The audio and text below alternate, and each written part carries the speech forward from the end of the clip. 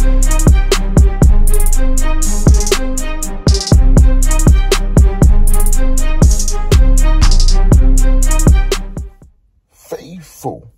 Niner Empire, what's good? You know who it is. It's your boy, Jay in the Bay. If you clicked on my video for the first time, I go by Jay in the Bay. I talk about all things 49ers, and I sprinkle in a skosh of NFC West news as well. But if you're into all things 49ers and NFC West, feel free to hit that subscribe button, hit that like button, and also make sure you hit that notification bell. Well, for the 49ers, week 1 of OTAs have wrapped up. And what have we learned so far? First thing we've learned is Mack is still not participating in any camps this offseason. Mack is currently forfeiting a $100,000 workout bonus.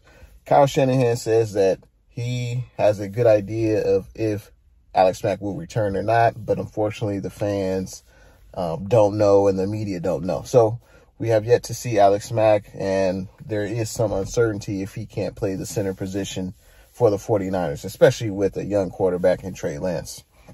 Number 2, we've learned that Deebo Samuel has yet to return to the practice field, but this is no surprise. We know Deebo Samuel wants a contract extension, a lucrative contract extension he's well deserving of. But these two players that I mentioned, Mack and Deebo Samuel, the key date that we need to be aware of is the mandatory minicamp, because right now everything is just voluntary OTAs, but mandatory minicamp starts June 13th through June 15th. That's when players could get fined for not showing up to mandatory minicamp. So definitely we'll be keeping our eyes peeled on the Deebo Samuel and Mack situation. Number 3, obviously, huge Twitter, social media dust up between, Grant Cohn and Javon Kinlaw. I think both parties can learn from this incident, as some people may call it. I think Javon Kinlaw reacted the way he thought was best for him. Hopefully he learns from this situation. And I think Grant Cohn, that's who he is. That's what he does. Obviously, Javon Kinlaw and a lot of other 49er players don't like Grant Cohn's style, but that's his style, and I think he's going to stick to it. I think this is the reason why Grant Cohn is as popular as he is on YouTube. He's got up to almost 50,000 subscribers. He has a unique perspective. He covers the team every day. He watches the players on the practice field, and not everyone enjoys the way he critiques the players and the 49ers, but a lot of people love him. Some people don't, but that's something that we learned week 1 of OTAs. We also learned that there's going to be a lot of competition with the 49ers in several areas on this team. You look at the secondary. You look at the safety position opposite of Jimmy Ward. I know Talanoa Hufanga may be the leading person to get that strong safety position, but there's going to be a lot of competition in that area. 49ers obviously made some additions in the offseason in the secondary.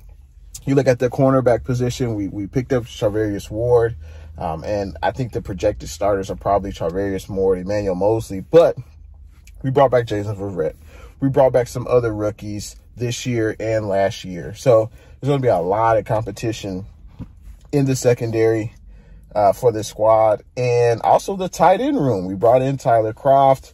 There's going to be at least 4 to 5 tight ends competing. We know George Kittle is going to be the number 1, but hey, there's going to be a lot of competition with that number 2 and number 3 tight end spot, and I think that's great. I think competition brings out the best in athletes and everyday people, in normal life. So those are definitely some things that I took away in week 1. Also, the running back room, going to be a lot of competition. We got, easily 5 to 6 running backs, and it'll be interesting to see who comes out to be, the number 2 or number 3 most impactful player from that running back spot. Obviously, Elijah Mitchell is going to be that number 1 starter, but TDP is there, Jeff Wilson Jr., Jermichael Hasty. We also have an undrafted running back as well, who's playing pretty well so far in OTA. So a lot of competition with the 49ers. Can't wait to see how it plays out. Of course, there's been a lot of chatter with Trey Lance, and a lot of it is unwarranted, the criticism of Trey Lance. I think the worst thing you could say about Trey Lance is that he's unproven, right? He's only started 2.5. He only played in 2.5 games. And I think you could say that he's an unproven player. But to say he's garbage, to say he's never going to be good, to say one play Trey, like what the hell is that? I think these are people in the media who don't really cover the team every day, like the fans do and the local media do. And, you know, these are the same people who feel like Jimmy G should still be starting for this team because Trey Lance isn't ready. But I try not to address it because it's nonsense. I mean, if a media member wants to say that Trey Lance has not proven himself, I respect that. He hasn't yet, but he should get that opportunity, you know, this year. And I think the 49ers have told Trey Lance that he's going to be the starter.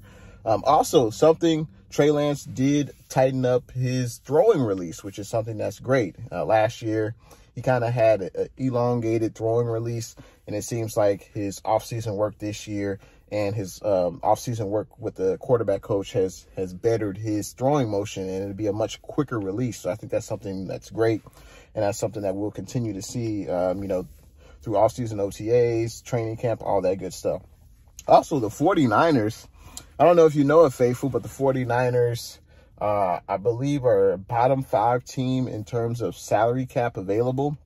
I believe we have under $1 million left in salary cap. So hopefully with the release or trade of one player, number 10, Jimmy G, we'll have upwards of $20+ million in salary cap. So obviously we'll need that salary cap money to sign our draft class, extend Deebo Samuel, and any other necessary signings for the 49ers. So that's what I took away from week 1. Faithful, what was your biggest takeaway from week 1 of OTAs? Make sure you let me know in them comments. And I'll see you guys in the next one. Go Niners.